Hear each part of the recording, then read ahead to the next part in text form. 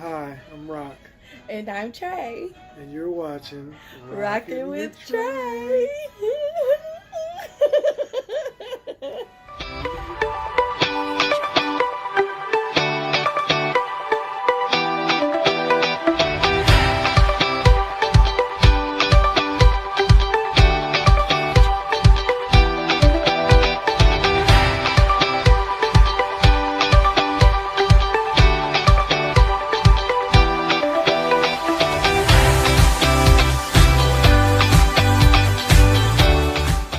How y'all doing out there today? You just got through eating.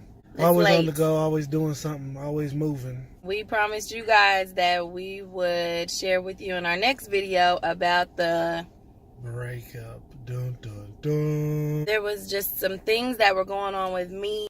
God had began to deal with me in ways that I couldn't even comprehend. Didn't really even understand it myself. God was saving me and bringing me out of the life that I was living. We met, we fell in love, we had a great time.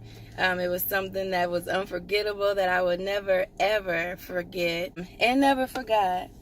It just began to affect our relationship, and it wasn't, not in such a terrible way, but just I had began to pull away. What God was requiring of me, during that time of my life, it was something completely opposite than where we were. I had some decisions to make. Rock could kind of see that I was changing. It was after, 4 months? I didn't want to go here anymore. I didn't want to go there anymore. I didn't want to hang out here anymore. The love never left. And she's like, well, I kind of want to talk to you about some stuff. We talked about me going to church, and I was for that. I was with it because actually I had been raised in the church since I was, forever, but I had kind of fell away when I was like 16 or 17. The whole time that God was doing what he was doing in me, my whole thought was, this is so exciting, and I want my mother to come, and I want Rock to come, and I want my girls to come, and I just started inviting everybody, but it just didn't work out the way that I thought. That was the whole plan from the beginning, was that we were going to do this together. Yeah, it wasn't how it played out. That conversation wasn't the breakup. So both people, we felt a little better, like, okay, I understand. I think for her, it was like, okay, how is it going to be received that I'm telling him all this information about what's going on, how serious it is in my life right now. What happened after that, we were cool. It was okay. It was great. But Trey started crying, and I was like, what's wrong? Her convictions fell over her, and what she was doing wasn't aligning to what God's will for her at the time was. And it was just so many mixed emotions. Like, I didn't know what was going on with me, and I'm just trying to figure out life, and like, why all of a sudden is everything that I live for, I feel different about. Things are starting to change in me, but at the same time I'm trying to hold on to what we have, because it was so great. But it was almost as though like God was like making me choose, like, here's Rock and here's me, make a decision. And for an 18-year-old, that's pretty hard. I'm having to leave so much behind. I spoke to her like after church, and that's when the actual breakup happened. It's like, I can't do this anymore. We can't do this anymore. For me, I'm 19. I'm head over heels in love. I'm like, what you mean it ain't working? It ain't working for who? Her life. He didn't understand. Yeah, I didn't know. So she was just like, it's probably best that,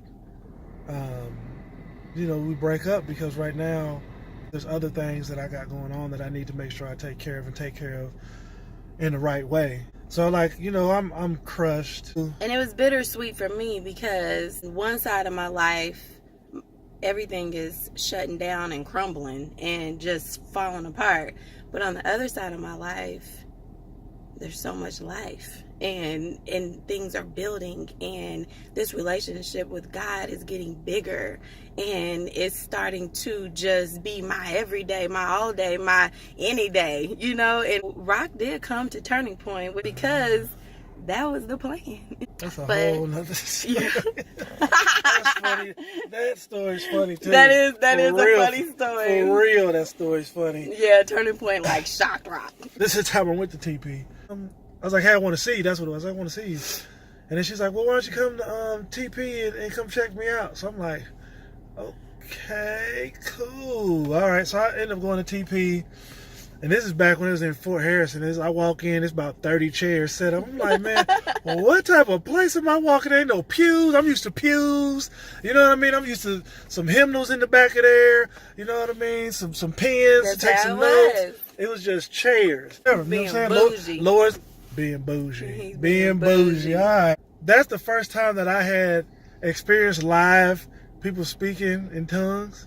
So, and like it was altar call. It ain't nothing but like 25 people in the whole place. Okay, it's like 25. Those were the best times. And I'm being very generous. He's dead serious. So I go down to altar call. You know what I mean? I'm used to that. Having, like I said, being in church for all these years. So I'm down there, and then they just started like speaking in tongues. And like I said, I heard about it. I ain't never been a part of it. I'm like, man, what is going on right now in this building? So, you know, I get to peep it up. And I didn't, you know how you get that feeling when everybody's looking at you like you're not doing what everybody else is doing. So then you're the person, the odd person in the group. So I just had a look. I just had a quick peek. And I was like, okay, they ain't looking at me, but I do not feel comfortable in this situation right now. So like I'm talking about, as soon as they said amen, as soon as that out of his mouth came, boy, I was out. I was out the door. I'm like, man, I don't even know what's going on right now. I just didn't know. I didn't know what I didn't know at the time. And it's a funny story now looking back. Now, obviously, getting older and having more experience, like it's almost natural. It's like if I don't hear this, I feel like something's weird now. But afterwards, I had called. I was like, hey, why don't you come over? I'd love to see you at the church. And so she came over for about 22 seconds. It was 5 minutes. I think her foot touched the ground in the driveway. Oh, stop. Nah, just joking. So she came over, and then she came in, and we talked for like, it wasn't long. It was very brief. And then she was like, I gotta go. And I saw this look in her eye, and then the way she said it, I was like, she's gone. It was tough because, I thought at 19 I had found my life partner, So I thought and I just went I threw all my energies and efforts into football at that point in time. I mean, I had a wet face a few times. I didn't want to admit that back then, but I didn't believe that moment. I didn't live it anymore. I ain't laughing at my pain. Nah, just playing. I know it was beneficial for both of us. And being young, you don't understand things. Not that, God has to tell you what he's doing and why he's doing it. He just does, what's in the best interest for his children. It was tough. That was a tough time. Being 19 and her 18, and you find this love that you read about in storybooks. So that's the breakup. Obviously, he kind of got real solemn. Because it was a very, very emotional time. It wasn't. It was emotional. It wasn't dramatic. Y'all thought we was going to be fighting. So, y'all thought it was going to be some drama and some fighting, but it wasn't. I'm going to tell you what's real. I'm going to tell you how much I loved her back then. I let her go because I knew that's what she wanted. And that's why I let her go. I didn't try to stop her. I didn't try to impede anything that she wanted. She wanted that.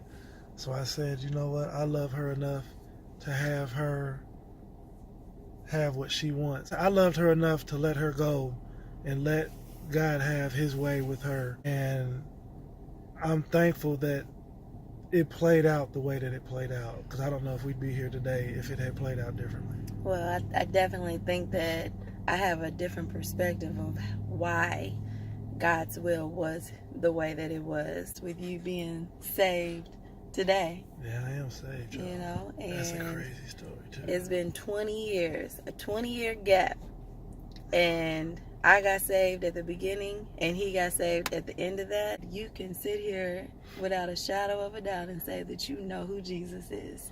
It makes me think about the Bible verse and say all things working together for my good, and And at that time, I didn't think that. I didn't believe that. I didn't feel that. But looking back now and seeing the foresight of God and the plan that God had, you gain an appreciation for the understanding that God has and knowing exactly what we need right when we need it.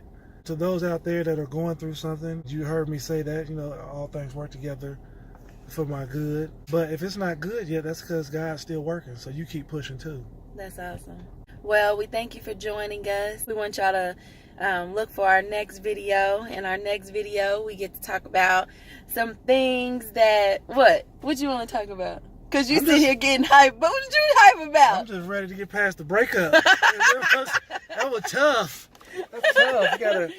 It opens up some stuff. Well, maybe you guys can drop some comments below and tell us what you want us to talk about next. Because what would you say is next? Huh? What's next? We gotta talk about. It's life. It was life in them 20 years. It was life in them 20 years. I had some babies. And you played for the. Well, we'll keep that. We'll keep that. I did. We'll keep that, and you get to tell. I played the cello.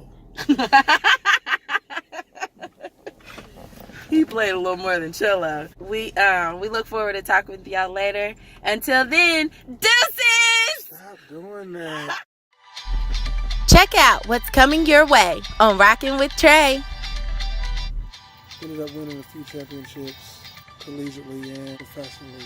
Never married. She was like, this kind of catch. I was like, I followed your career, and I'm like, what kind of stalker is this? They don't know. It was a shot. Not with this one. How we reconnected. Can you believe that? Try to use game on me. What? She must not know who she's dealing with.